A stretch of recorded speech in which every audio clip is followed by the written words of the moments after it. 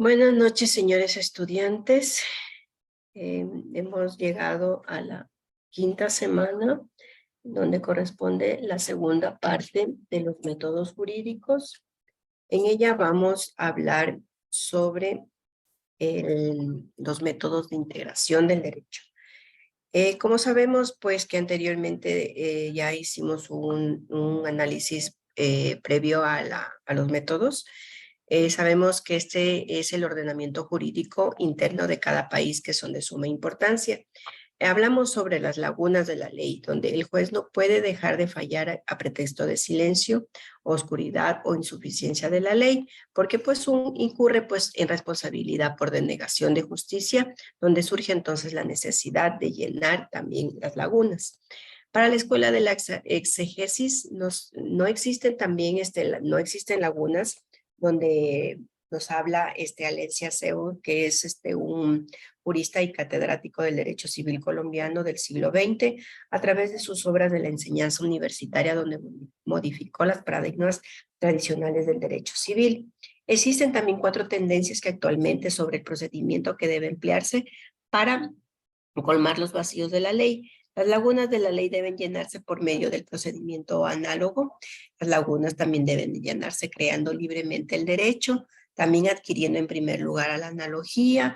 También las lagunas de la ley deben acudir a la analogía y también a la aplicación de los principios o reglas generales del derecho. La integración del derecho colombiano, según Valencia, sea legislador colombiano no reconoce también expresamente la existencia de las lagunas que indican a los jueces los procedimientos que deben de seguir. También dicta reglas generales sobre validez y aplicación de las leyes. Existen 3 medios para llenar también las lagunas de las leyes, que son la costumbre, la analogía y las reglas generales del derecho, donde la costumbre es una regla jurídica, que esta nace también de las prácticas uniformes y públicas y reiteradas de la sociedad, donde existe también sin intervención del legislador, donde la costumbre que considera como norma jurídica para llenar dichas exigencias. La costumbre no significa que la costumbre no deba contrariar a la ley directamente ni tampoco indirectamente, cualquiera que sea la naturaleza de esta. La pluralidad también de las prácticas en este elemento consiste en que las prácticas o hechos constitutivos de la costumbre sean siempre repetidos por un largo espacio de tiempo. Dentro de las prácticas o hechos constitutivos de la costumbre, esto requiere decir que las prácticas deben realizar siempre por partes individuales, donde constituye también cierto grupo social del mismo modo. La publicidad de las prácticas, esta constituye vuelta a la costumbre, que deben de ser públicas, estas que sean conocidas suficiente para las personas que forman parte del grupo social. Las generalidades también de las prácticas, al igual que las ideas de la obligatoriedad de las costumbres, esta consiste en que estas sean realizadas por todos los miembros del grupo social. La opinión también de la costumbre, que debe de regirse por el medio social y donde se trata que debe de ser importante y necesaria. La analogía vuelta, esta es un procedimiento en virtud del cual se atribuye un caso imprevisto de las consecuencias jurídicas que la ley procede a otros semejantes. También en las reglas o principios generales del derecho está obligado a buscar una regla general del derecho cuando para un caso concreto no se encuentra solución del derecho escrito. A diferencia que los métodos de creación legislativa del derecho, es un papel importante que tiene el legislador al creación de la ley por los factores que da el origen del derecho y la técnica de redacción de normas. 3 cosas que debemos indagar, que es el papel del legislador, que es la creación de la ley, los factores generadores del derecho, que deben tener en cuenta el legislador, y la técnica y redacción de las normas jurídicas. El papel del legislador de la creación de la ley, esta desempeña en la elaboración de la ley, donde hay 2 escuelas bien definidas, las del derecho natural y las de gentes y la historia. En la Escuela del Derecho Natural y de Gentes, esta escuela surgió en el siglo XVII, donde sostiene que el derecho es producto de la razón, un mero resultado del pensamiento humano, que descubre un conjunto de reglas ideales de conducta y también universales y perfectas. Donde Hugo Grotius, también, que es un jurista, escritor y poeta, define también el derecho positivo, también llamado voluntario, que es el derecho natural, como la escuela, como el derecho superior de la voluntad del legislador, que debiendo servir sin dirección y orientación al derecho positivo.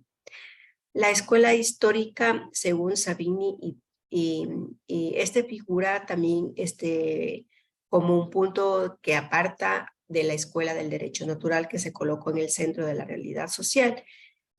También más avanzado el derecho progresa por medio de la técnica, que es decir, por la obra científica de los juristas, quienes, según sus tradiciones nacionales, lo desarrollan y lo sistematizan. Los factores generales del derecho lozano y lozano, el derecho es fundamentalmente dinámico también, en perpetua información que admite indefinidos desarrollos, donde tenemos el factor experimental y el medio social.